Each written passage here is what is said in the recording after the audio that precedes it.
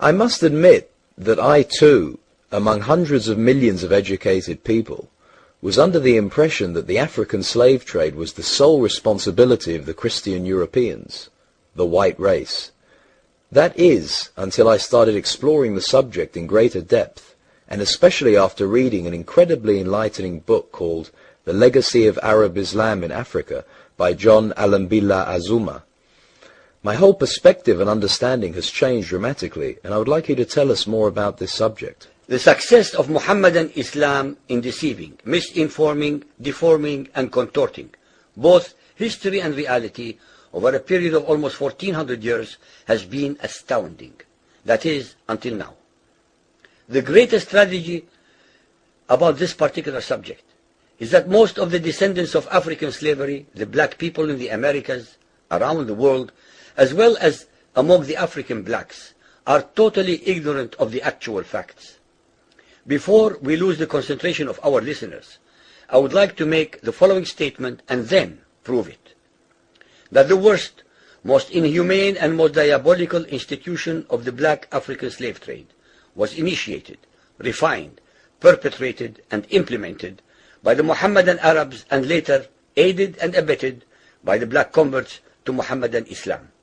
I predict that, as usual, the two subcultures, those of denial of facts and of political correctness, will attack us without once disproving a single statement and or conclusion that we make. Slavery was not created by the white races, because it has existed throughout human history and practiced by every tribe, culture, civilization, racial group, and religion. In fact, the very word slavery has its root in the name Slav, based upon the Slavic peoples of Europe who were subjugated by other Europeans. It is not common knowledge that the Arabic word abd is synonymous with the meaning of slave. For example, Abdullah means literally the slave of Allah, and that in the language of the Arabs, all black peoples are called abid, plural, for slaves. While much has been written concerning the transatlantic slave trade, surprisingly little attention has been paid to the Islamic slave trade across the Sahara, the Red Sea, and the Indian Ocean.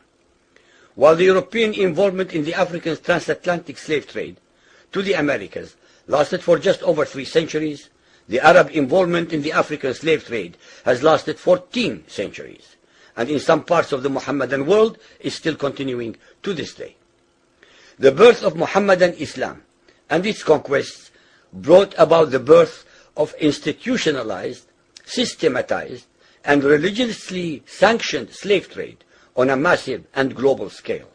In fact, the Quran allows the taking of slaves as booty or reward for wars of aggression against any and all unbelievers, most of the human population. This has led to an enormous number of so-called holy wars, jihad in Arabic.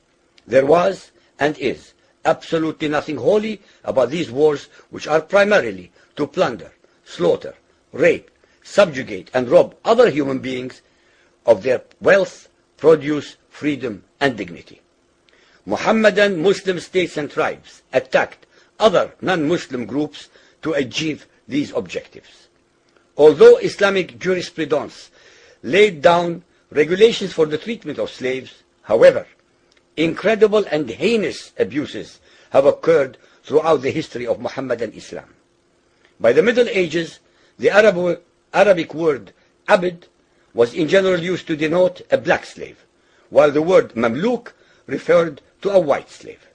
Ibn Khaldun, 1332 to 1406, the preeminent Islamic medieval historian and social thinker, wrote, "The Negro nations are, as a rule, submissive to slavery, because they have attributes that are quite similar to dumb animals." It should also be noted that black slaves were castrated based on the assumption that the blacks had an ungovernable sexual appetite. When the Fatimid Caliphate came to power in Egypt, they slaughtered all the tens of thousands of black military slaves and raised an entirely new slave army. Some of these slaves were conscripted into the army at age 10. From Persia to Egypt to Morocco, slave armies from 30,000 to up to 250,000 became commonplace. The Islamic slave trade took place across the Sahara Desert, from the coast of the Red Sea, and from East Africa across the Indian Ocean. The Trans-Sahara trade was conducted along 6 major slave routes. Just in the 19th century, for which we have more accurate records, 1.2 million slaves were brought across the Sahara into the Middle East, as well as a further 450,000 down the Red Sea and 442,000 from the East African coastal ports. That is a total of 2 million black slaves just in the 1800s. At least 8 million more were calculated to have died before reaching the Muslim slave markets. A comparison of the Islamic slave trade to the American slave trade reveals some extremely interesting contrasts. While 2 out of every 3 slaves shipped across the Atlantic were men, the proportions were reversed in the Islamic slave trade. 2 women for every man were enslaved by the Muslims. While the mortality rate of slaves being transported across the Atlantic was as high as 10%, the percentage of slaves dying in transit in the Trans-Sahara and East African slave market was a staggering 80 to 90%. While almost all the slaves shipped across the Atlantic were for agricultural work, most of the slaves destined for the Muslim Middle East were for sexual exploitation as concubines, in harems, and for military service.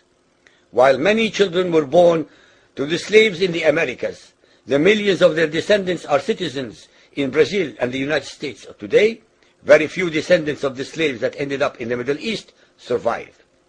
While most slaves who went to the Americas could marry and have families, most of the male slaves destined for the Middle East were castrated, and most of the children born to the women were killed at birth. It is estimated that possibly as many as 11 million Africans were transported across the Atlantic, 95% of which went to South and Central America, mainly to Portuguese, Spanish, and French possessions.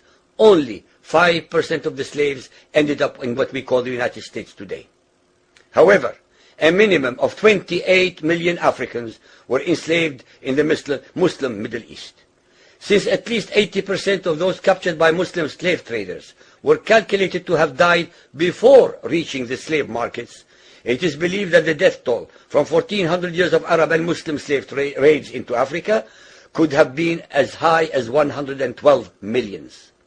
When added to the number of those sold in the slave markets, the total number of African victims of the Trans-Saharan and East African slave trade could be significantly higher than 140 million people. What is obscene about this whole subject is the Muhammadan Muslim and Arab culture of denial regarding their complicity in the African slave trade, as well as the ignorance of black Muslims about the reality of their past and present conditions.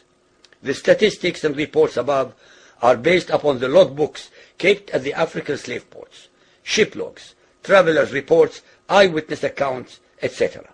Ladies and gentlemen, the facts and reality of Muhammadan Islam's complicity in the slave trade and their inhuman depravity are infinitely more devastating, more staggering, and more incomprehensible than all the nightmare fictions in the world.